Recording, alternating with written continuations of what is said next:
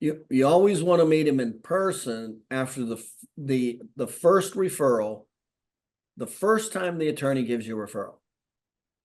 You want to go back. You don't want to wait to the end of that case. Right after that initial exam. Now remember, so you've already done the presentation. So, okay, what do you do now? So right after you do the presentation, right after you do that re-exam or the initial exam, you want to go back to that attorney and you want to walk them through where that case stands tentatively at this point, understanding some areas will get better and some won't. But you definitely want to do that on the first referral. After the first referral, no, doesn't matter. It's just the re-exams. They just want to be updated on the re-exams. Where's the patient at? So just a phone call is okay? Yeah. Okay. And then only other thing the actual best way to do it is to write a medical report, send them the medical report and call them and just let them know, hey, here's the situation. I'm telling you, they really like to be updated. They really like to be kept up of what's going on with this patient, where we at.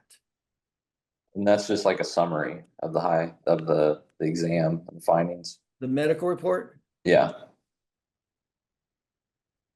Well, I cover it separately. There's a very specific topic. It's basically a slice of where the patient's at in the present time. Where are they at with their condition?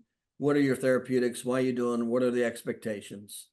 That's the short of a narrative report. Okay. I cover that separately. It's pretty straightforward and simple when we cover it.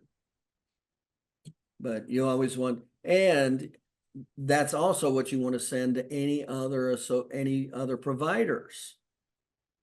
You want to start increasing your interprofessional referrals. Every time you do a re-exam on a patient, quickly fill out the medical report and send it, whether it's to the attorney or to any other associated providers. Hey, you wanted to give you an update on our mutual patient. Okay. That's how it's done in the real world. They don't teach it in chiropractic, but that's how it's done in medicine, the real world. That's what's expected. That's what's professionally expected. And so if that's everything on keeping up with them, it's great for medical referrals.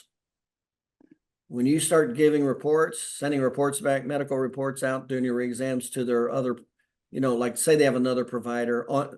I'm talking about an ongoing provider. If they're not seeing anybody else, don't send it, to their GP who they haven't seen in 5 years. No, don't do that.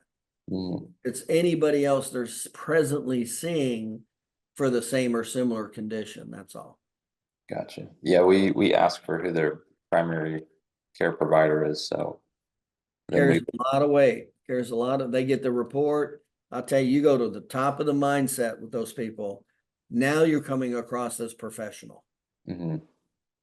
Carries a lot of weight. And that's a real good way to start to get in to create the referral process. Now I cover separately how to create referrals for medical providers because you have to establish need. They're not looking to refer to you. But that's a great way to get it started is you just start sending medical reports to their providers who they're seeing while at the same time they're seeing you.